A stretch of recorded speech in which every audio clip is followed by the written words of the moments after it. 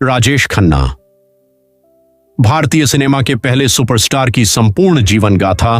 भारतीय सिनेमा के इतिहास में यदि किसी अभिनेता को पहली बार दीवानगी, पागलपन और सुपरस्टार का दर्जा मिला तो वह केवल एक नाम था, राजेश खन्ना, अशोक जतिन खन्ना। उन्हें प्यार से काका भी कहा जाता था। 1960 के दशक के अंत और 1970 के दशक की शुरुआत में उनका जो जलवा था वैसा इतिहास में कभी किसी अन्य अभिनेता ने नहीं देखा था। शुरुआती जीवन और संघर्ष। जन्म। राजेश खन्ना का जन्म 29 दिसंबर 1942 को अमृतसर, पंजाब में हुआ था। पालन पोषण। उनके माता पिता ने उन्हें उनके रिश्तेदार चुन्नी लाल खन्ना और लीलावती खन्ना को गोद दे दिया था, जिन्होंने उन्हें मुंबई तब बॉम्बे में पाला पोषा। शिक्षा। उन्होंने Saint Sebastian Goan high school से स्कूली शिक्षा और बाद में किसी कॉलेज से स्नातक की पढ़ाई पूरी की। कॉलेज के दिनों में उन्हें नाटकों और अभिनय का शौक लग गया था। संघर्ष। अभिनय में आने के लिए उन्होंने 1965 में all India talent contest, United producers film fair talent contest में हिस्सा लिया, जिसमें उन्हें हजारों प्रतियोगियों में से विजेता चुना गया। फिल्मी सफर और ऐतिहासिक सफलता। 1966 से 1976।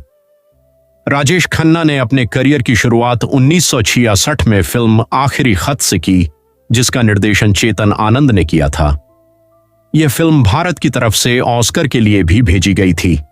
इसके बाद उन्होंने राज और सूरज और औरतें और बहारों के सपने जैसी फिल्में की, लेकिन उन्हें असली पहचान 1969 की फिल्म आराधना से मिली।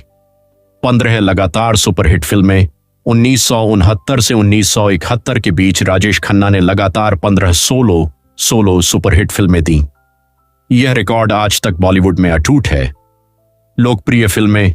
आराधना, दो रास्ते, कटी पतंग, हाथी मेरे साथी, आनंद, अमर प्रेम, सफर, अपना देश और दाग जैसी फिल्मों ने उन्हें रातों रात भारतीय सिनेमा का भगवान बना दिया। दिलचस्प तथ्य। उनकी लोकप्रियता का आलम यह था कि लड़कियां उनकी सफेद रंग की स्पोर्ट्स कार को चूम कर लाल कर देती थीं।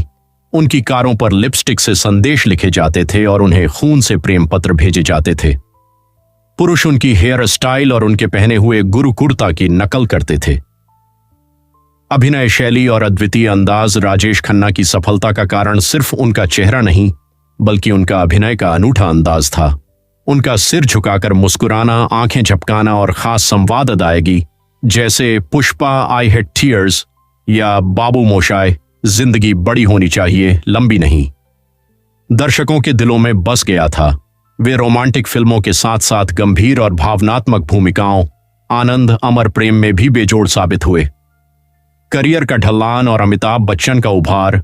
1970 के दशक के मध्य तक अमिताभ बच्चन की एंग्री यंग मैन छवि ने दर्शकों को अपनी ओर आकर्षित करना शुरू कर दिया। दर्शकों की पसंद बदल रही थी और रोमांटिक फिल्मों का दौर धीरे धीरे एक्शन फिल्मों में तब्दील हो रहा था। इस दौरान राजेश खन्ना की कई फिल्में बॉक्स ऑफिस पर असफल होने लगीं, जिससे उनके करियर में गिरावट आई। हालांकि उन्होंने बीच बीच में अवतार, अमृत और स्वर्ग जैसी बेहतरीन और सफल फिल्में देकर अपनी अभिनय क्षमता का लोहा मनवाया।